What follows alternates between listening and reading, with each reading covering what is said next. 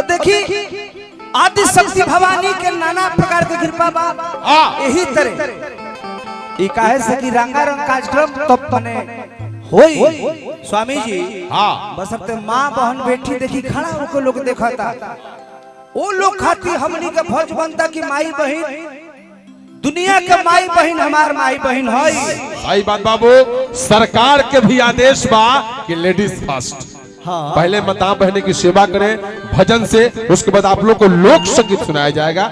ऐसे ही बैठे शांत से देखिए आदि शक्ति जगदम्बा के इतना कृपा हो। एगो हकीकत घटना है नरमुंडा स्वामी की। कैसे? एगो औरत के ओकर 5 साल शादी भइला हो जाता ए धर्मेंद्र और औरत के लड़का नहीं खे हो। ये सुनने वाली बात भी माँ बहन बेटी ये भी लोग 5 साल शादी भइला हो जाता है कुल लड़का नहीं खे हो तो गांव समाज के लोग जानते का बोला स्वामी जी का बुलाओ जरा भाई बहुत बहुत धन्यवाद। लोग बोलला कि रे फलवा के औरत तो बाजी नहीं अरे ओकर मुंह मत देखिए ना तो तोर सुबह के यात्रा बिगड़ जाई।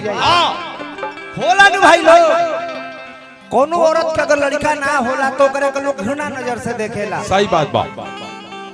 एक दिन वो औरत जाके माई के ही दशहरा के मौसम के दशहरा के पूजा के समय रहे आ गांव में मूर्ति धारा ही औरत पहुंचल भी जाके माई से निहोरा कर दे कि माई ये बतारी तू हो तो दुनिया के माई हो एगो माई के तू माई हो।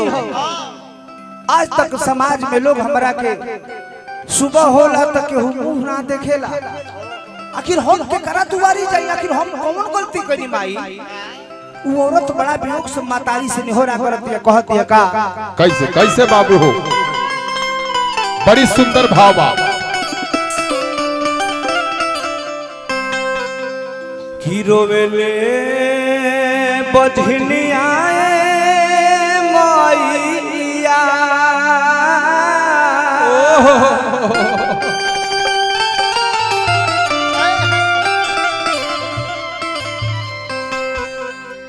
ए भाई केकरा से जाके हम कही कि हमरा के लोग ताना मारत बोलो केकरा दुआरी जाए।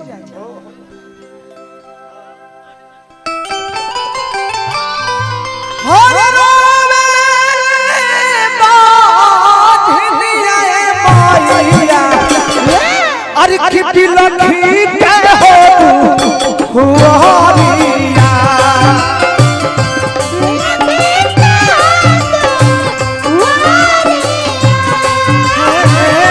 बिलखी के हो हुआरिया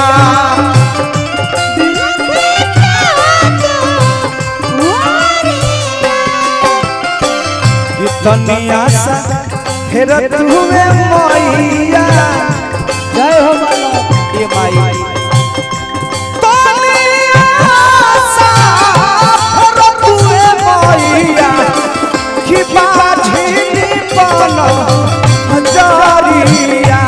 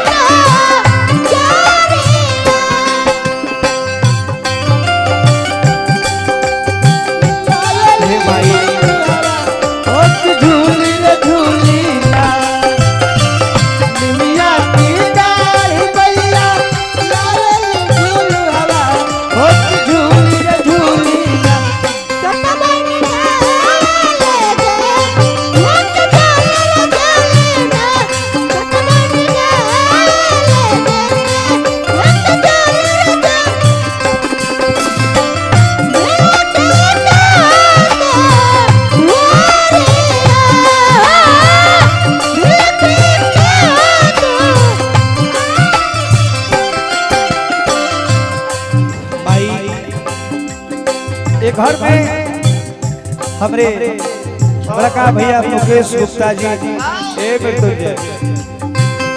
बड़का भैया मुकेश गुप्ता जी इराउर प्यार सने और एक गांव के लोगों के प्यार बा ये भाई के रवा बोला के जीवन तरन तारा कर देनी। वो औरत माई सकत के माई घर में धन संपत्ति सारा चीज धरल बा, बाकी एगो लड़का बिना गोद सुना बा मातारी के करा से जाके कही हम अनधन भरल बा, अनधन भरल बा, भरल बा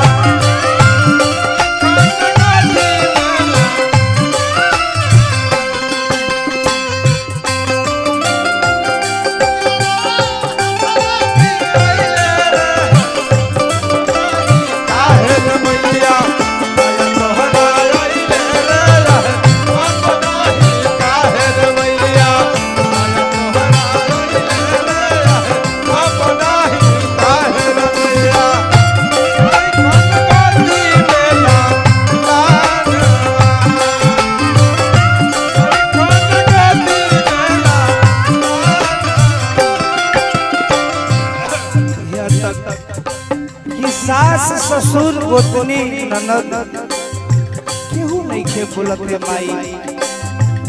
आखिर अंतिम में तू होई वो माई के माई हो, तू के करा से जाके कही कोनो औरत भाई हो ओकर दुनिया में सारा भरल रहो, एगो लड़का ना हो के साहब तोकरा खातिर जुलिया कुछ नहीं।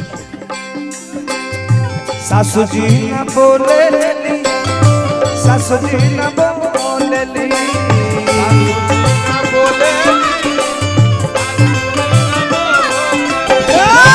सासू जी न बोले मैया कि भरा मुहब्बत जानिया,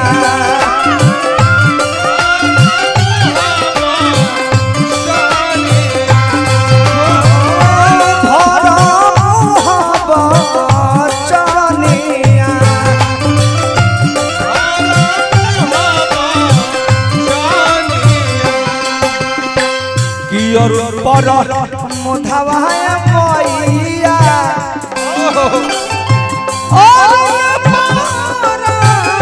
मुधावाया मैया कि कहेल हमरा के अछिनिया,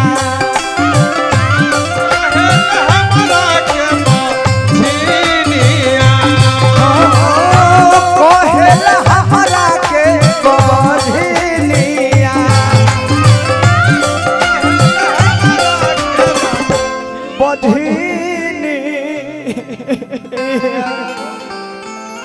ए सखी बोली सेना वाली मैया की।